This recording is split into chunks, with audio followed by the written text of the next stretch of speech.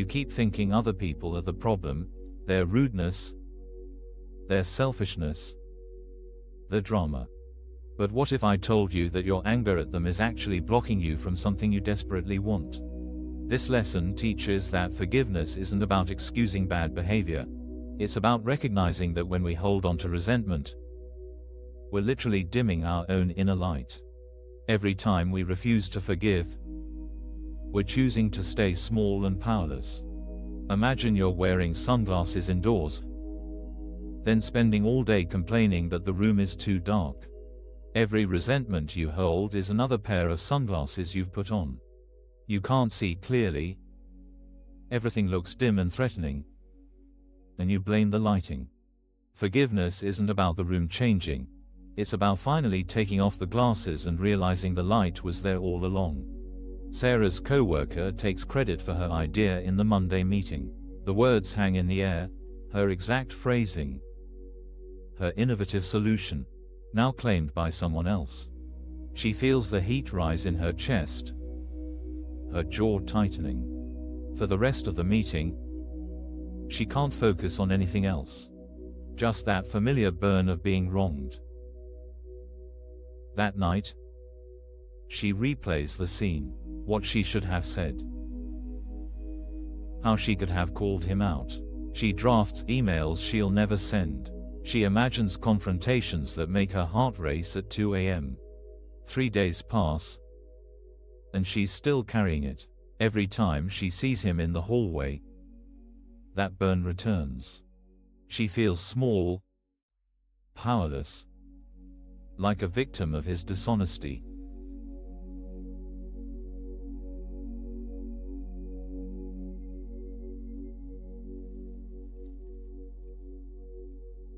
But here's what Sarah doesn't see yet. She's spending more energy maintaining her case against him than he spent stealing her idea. She's become the prosecutor, judge, and jury in a courtroom that exists only in her mind. And the trial never ends.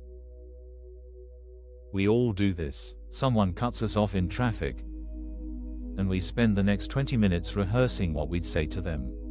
A friend forgets our birthday, and we catalog every time they've let us down. A partner says something faultless, and we add it to our mental file of grievances. Notice how much energy this takes. The constant mental rehearsals, the imaginary confrontations, the evidence gathering, the building and rebuilding of our case. We think we're protecting ourselves, but we're actually exhausting ourselves. We're wearing those sunglasses, layer after layer of them, and wondering why everything feels so heavy and dark. Sarah realizes she's been telling the story to anyone who will listen. Each retelling makes her feel temporarily validated, but then the anger returns, stronger than before. She's feeding something that's never satisfied.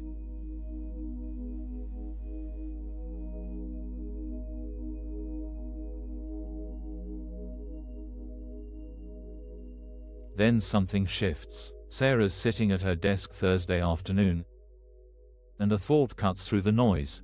I've been thinking about him more than my own projects. I've given him more mental real estate than my actual work. This is the shocking part. Your resentment isn't punishing them. They've moved on. They're probably not thinking about you at all. But you're dimming your own light and calling it justice. Think about those sunglasses again. Every resentment adds another layer. Pretty soon, you can't see anything clearly. Every interaction looks like a potential threat. Every person seems like someone who might wrong you. You're living in a world that looks dark and dangerous, not because it is, but because you've blocked your own vision. Sarah feels it physically, the weight of carrying this anger. Her shoulders are tight. Her sleep is restless. She's snapping at people who have nothing to do with the situation. The co-worker who wronged her. He's probably sleeping just fine.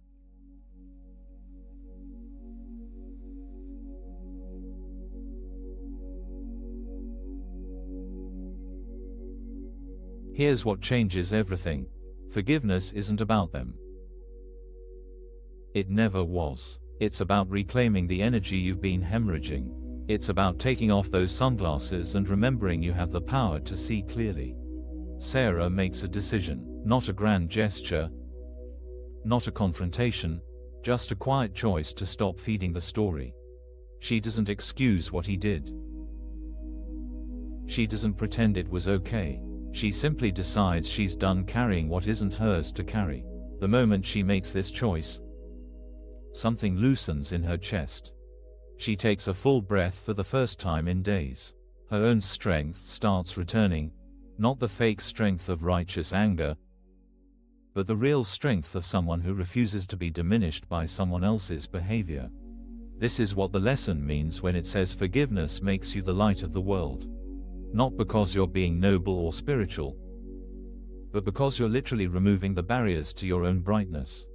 You're choosing to stop dimming yourself.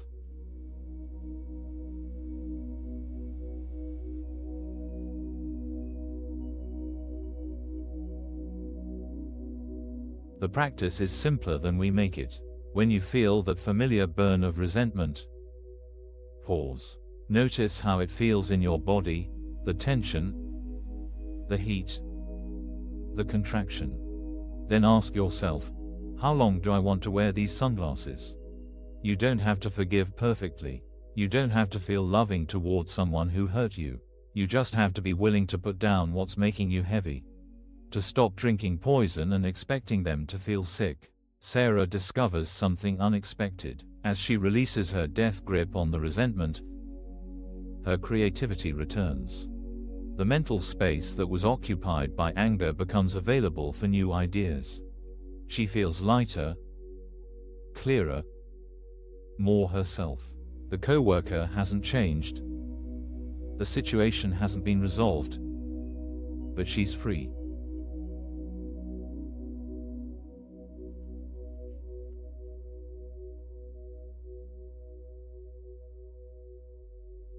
This is the invitation. To recognize that every grudge you carry is dimming your own light. Every resentment is another layer between you and your natural brightness. You can spend your life building cases against people, or you can choose to see clearly again. When you truly forgive, not the fake, it's fine, kind, but the deep recognition that holding on to anger only hurts you, something profound shifts. You stop feeling like a victim of circumstances. You start feeling like someone who has real power in their life. Not power over others, but power over your own experience. The light was always there. It never left. You just covered it up with layers of hurt and anger and the need to be right. Forgiveness is simply the choice to stop adding layers. To take off the sunglasses, one pair at a time, until you remember how bright the world can be when you're willing to see it clearly. Sarah walks into the next Monday meeting differently, not because anything external has changed, but because she's no longer carrying what was never hers to carry. She's lighter, clearer, more focused on what matters. And ironically, this is when her best ideas come, when she's no longer spending all her energy on resentment.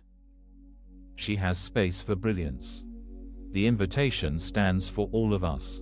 In every moment, we can choose, add another pair of sunglasses, or take one off. Dim our light in the name of being right, or shine because we've chosen to be free. Before we move into the meditation, if this is helping you, you're welcome to like the video and subscribe. It's a simple way to keep practicing together.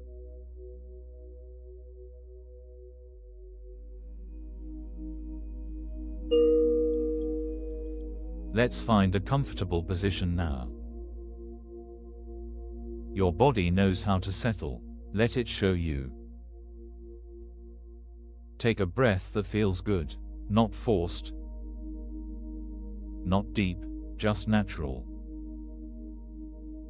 Just yours. Notice your shoulders. They've been carrying something. Let them soften. Let them rest. There might be a story still playing in your mind. Someone who wronged you. Something unfair. That's okay, just notice it there. Like background music. Feel the weight of it in your chest. Maybe it's heavy, maybe it's tight. Just feel it. Now imagine you're wearing sunglasses, maybe several pairs. Each one is a resentment, a grudge, a story of being wronged. You don't have to do anything dramatic. Just notice how the world looks through all those layers. Place your hand on your heart. Feel it beating steadily. This heart has been working so hard, carrying so much. Whisper to yourself, I can put this down. You don't have to forgive anyone right now. You don't have to feel differently. Just notice that you have the option to put down what's heavy. Take another breath. Feel how much space there is in your chest when you're not clenching. Imagine removing just one pair of those sunglasses. Not all of them, just one. Notice how the world looks slightly brighter. Your shoulders soften more, your jaw unclenches. Your hands open. This is what it feels like to stop dimming your own light. Not perfect. Not complete. Just a little more space. A little more brightness. Rest here for a moment. In this space between holding on and letting go, it's safe here. You're safe here. When you're ready, take one more breath. Feel your feet on the ground. Your body in this chair. You can return to this feeling anytime. This lightness is always available, one pair of sunglasses at a time. Thank you for practicing with us today. If you'd like, there's a link to a free digital copy of ACIM in the description. And if this video resonated with you, please comment. I am grateful. Thank you for sitting with this today. Thank you for considering that maybe, just maybe, you can stop carrying what was never yours to carry. The world needs your light, not dimmed by resentment, but clear and bright and free. Be gentle with yourself as you practice this. You're already exactly where you need to be.